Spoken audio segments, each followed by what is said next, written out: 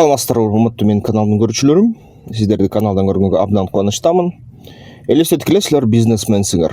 Силерде чоң базар бар да, ошол базарда бир гана сиздерден газ менен бензинди алып жатышат элдер. Анан бир маалда ошо сиздердин баягы түбүңөрдө, жаныңарда дагы бир кошуна пайда болуп атат. Анан менде айгыбай көп, мындан да арзан, сапаты мындан да жогору газ жана нефть бар деп айтат да.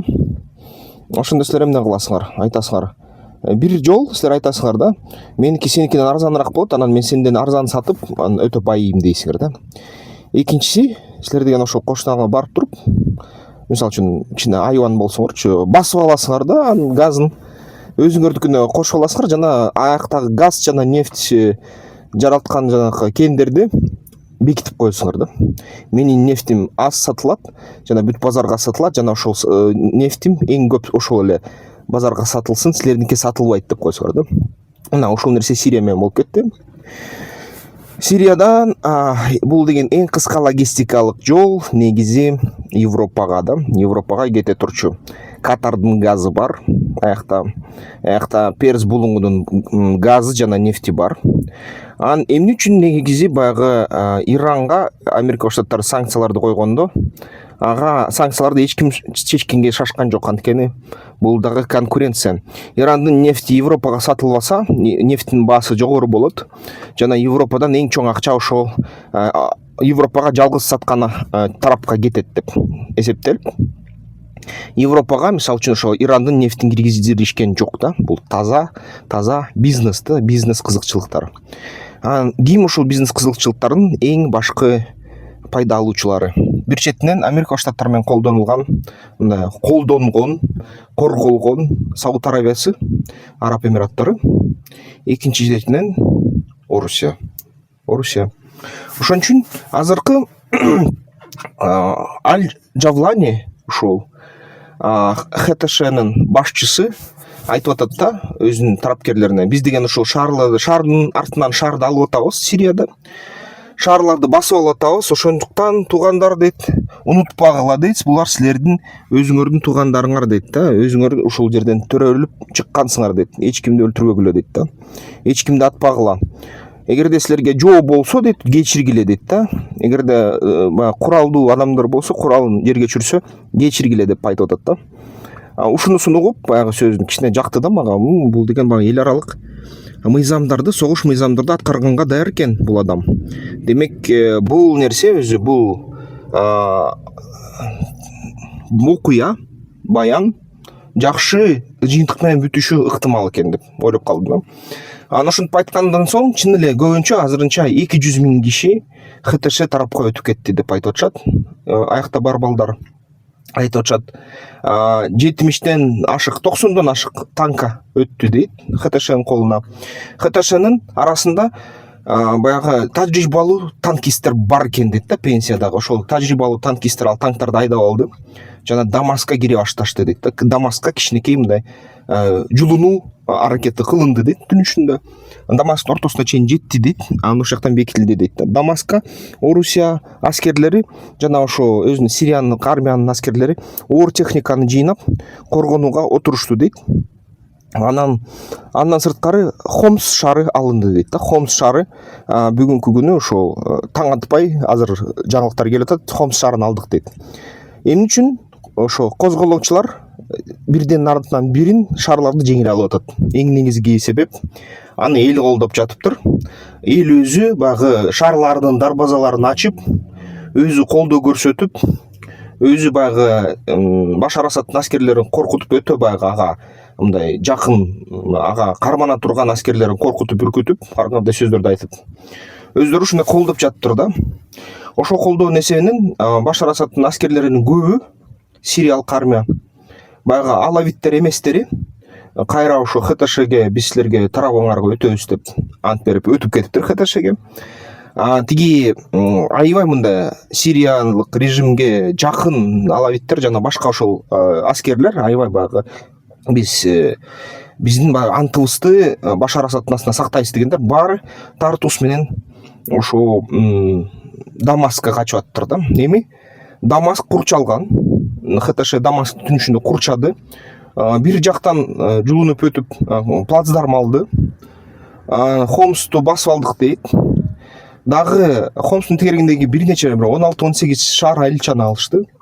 Эми Сирия бул өзү чөл да, чөл. Анан бир нече оазис бар. Ошол бир нече оазистардын бүгүнкү күнү ошо мындай жалпы сөз менен айтканда ХТШ өзү 40-60% алды деп эсептелинет да. Калган проценттер Сириялык улуттук армия, бул деген мурун баягы түрк атайын күчтөр аркылуу дарылган Түркияныкы, Эрдогандын армиясы. Ошо өзүн дагы алдыга жылып туруп канча бир жерлерди алды. Анан курдтардын армиясы, Пешмерга жана башка ошол Америка Коңшу Штаттары менен дарылган Американын өнөктөштөрү өзүн Курдистан курабыз деп алар да кыймылдарды баштады. Бирок стратегиялык жактан курдтар негизи өзүнүн баягы жашаган жерин бөлүп алып, өзүнчө мамлекет кылып Курдистанды жарыялайбыз дейт да. Бирок алар деген тактикалык иш аракеттерди кыласып, стратегиялык катага кетирди деп атышат серепчилер. Өзүнүн күчтөрүн аябай жайылтып салышты. Анан түрк күчтөрү жана ХТШ күчтөрү согот дейт да. Ошо бүгүн эртең согот ушул курдтарды. Анткени алар деген ошол курд негизи мамлекетине курушка кандайдыр бир тескери карайт дейт. Бирок негизи ХТШнын тарапташтары айтып атат, негизи курдтар эгерде Асадка каршы согушса, анан чоң коркунуч бизге келтирбесе дейт, биз аларды деле колдойт элек дейт да. Негизи ушундай же кол салабыз дейт, же колдойбуз дейт. Бирок түрктөргө мисалы үчүн курдтардын өзүнүн мамлекетин курушу кереги жок да. Анткени Түркиянын территориясында чоң курдтардын баягы анклавдары бар, жашаган жерлери, автономиялары.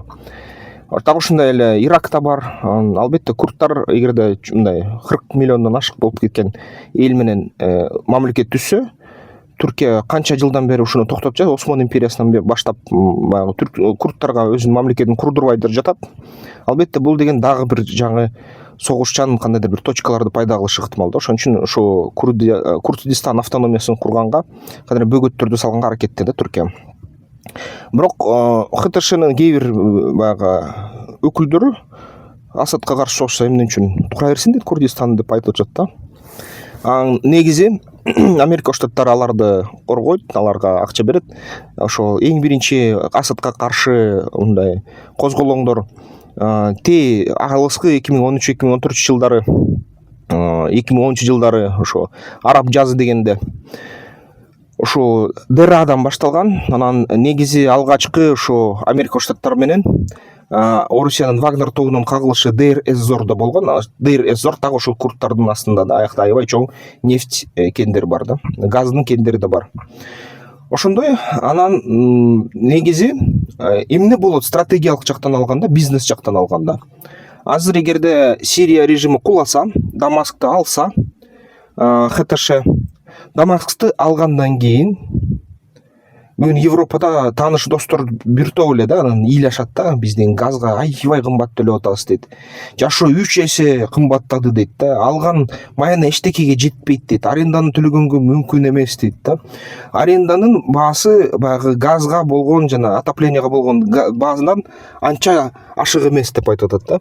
Ошентип атышат. Баягы күн панелдерин койдук дейт, бирок күн панелдерден кичинекей эле бөлүк кандайдыр бир пайда алат дейт. Калгандар баары бир ошол эле газды жагат дейт, газ, бензинди.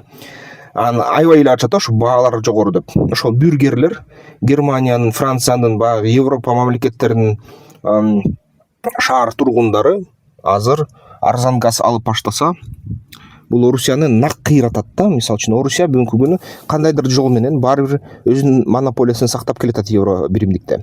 Венгрия аркылуу мисалы үчүн ушул эле баягы коңшулаш мамлекеттер аркылуу Украинадан тышкары ушул жайга чейин, бул жылдын жайына чейин Украинадан деле Суджа аркылуу газды өткөрүп аткан Европага баары Орусия аяктан көп акчалай ресурстарды алат. Эгерде газ жана ошол күйүүчү майлар чоң көлөмдө ошо Сирия аркылуу кете баштаса Европага, Түркия жана Сирия аркылуу атайын баягы трубопроводдор салынат.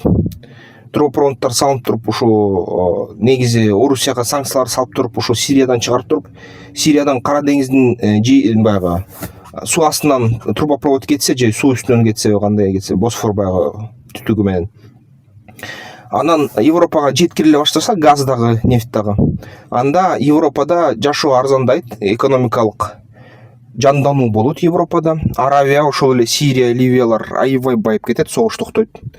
согуш токтоп бул жерден анан катуу мындай өзүнчө жаңдуу байлар салына баштайт. Ал эми Орусияга чатак болот да. Орусиянын киришелери кескин түшөт. Орусия баары менен конкуренция кылганга аргасыз болот. Конкуренциядан утулушу ыктымал араб өлкөлөрүнүн астында. Анан ошондо баягы баары солгундайт да, бүт экономикалык активдүүлүк солгундай баштайт да. Ушундай бомба, экономикалык бомба даярдалып жатат азыр Сирияда. Ошон үчүн азыр сириялык туугандар жеңсе, Орусияга экономикалык жактан аябай катуу сокку болот да. Ошондо баягы Кытай берген акча, Европа берген акчадан аз. Европа 600 миллиард жыл сайын газ үчүн эле берет да, нефтин айтпай эле коеюн. Ошон үчүн Индия аркылуу сатса да, канча да бир топ эле акча берет да. Ошол поток токтосо, анда иш чатак эле болот да Орусияда. Ошон үчүн бул Сирияда болуп аткан кулоо стратегиялык жактан аябай чоң мааниге ээ. Мен ойлойм, эгерде дүйнө жүзүндө чын эле бир стратегиялык топ болсо, мындай акылдуу адамдар болсо, бул алардын сценарий боюнча кетсе, анда бул красавчиктерде бул аябай чоң стратегиялык кандай мастер-класс да, топ класс, эң жогорку бийиктикти ушундай мындай кандайдыр бир сценарий иштелип жатат да. Эгерде бул нерсе өзүнөн өзү болуп кетип атса, анда баягы элдин кыжырына тийип турсуңар, урматтуу баягы сверхдержавалардын кээ бирөөлөрү, анда ошол эл өзү ошол көтөрүлүп ушуну жасап атса, анда да жаман эмес да. Анда бул баягы коллективдик акылдын, чоң элдин калайык массалардын акылы жакшы иштеп атыптыр деп эсептесе болот да. Анткени ушул нерсе ишке аткарылса, жана алданбаса Сириянын эли, Ливиянын эли тынчтыкка келсе, жаңы трубопровод койсо, бул деген дүйнө жүзүндө тынчтыкты дагы кайра тынчтыкты алып келет, экономикалык өнүгүүнү алып келет да. Дагы бир суроо калат, анда саудтар эмне кылат, аялар эмне кылат? Алар болсо бүгүнкү күнү экономикасын аябай жакшы бекем кылып алышты да. Алар деген соодага такап салышты экономикасын. Аларда баары жакшы болот. Кандай гана расклад болбосо, алар өзүнүн пайдасын тапчудай да. Өзүнүн пайдасы ордунда болот алардыкы. Ошон үчүн булар деген эгерде катуу конкурент табылса, жанында Катар, Сирия сыяктуу, эч кандай маселе болбойт да. Мисалы үчүн Катар бир кездерде Европага газ алып барыш үчүн ошол Америка Коңшу Штаттарынын жардамы менен өзүнүн газын суюлтуп танкерлерге салып жеткире баштаган. Ал деген нерсе 2 эсе 3 эсе кымбатыраак. Бирок ушундай кылган да. Катар эгерде жаңы трубопровод салынса, Сирия аркылуу ага кошула берет да, иштей берет. Ошондо негизи баягы утулуучу бул бир гана кайра Сауд Арабиясы болот, ОАЭге акчасы солгундайт, бирок алардын 80% экономикасы нефттин көз каранды эмес бүгүнкү күнү. Ошон үчүн алар көп деле утулбайт да. Ким гана утулат? Нефтти тараткан Орусия, Норвегия кичине утулат да. Алардын баягы сатуу потоктору, акчалары солгундайт. Орусияныкы кескин солгундайт да. Ошон үчүн бул аябай чоң мындай атайын экономикалык операция, аскерий операциядан сырткары. Бул таза Орусияга каршы нерсе болот да.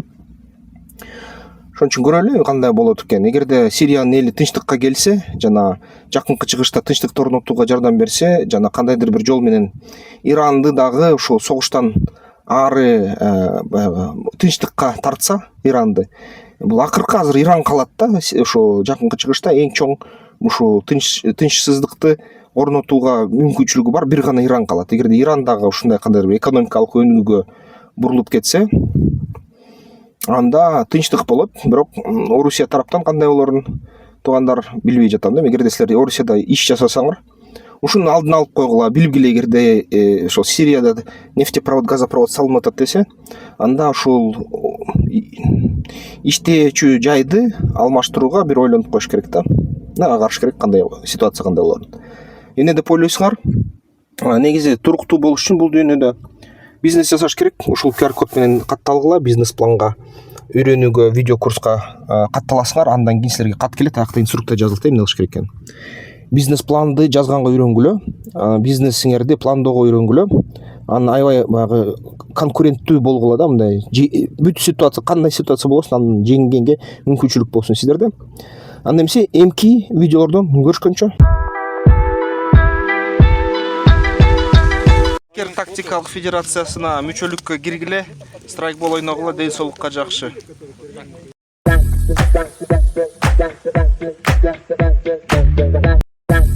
da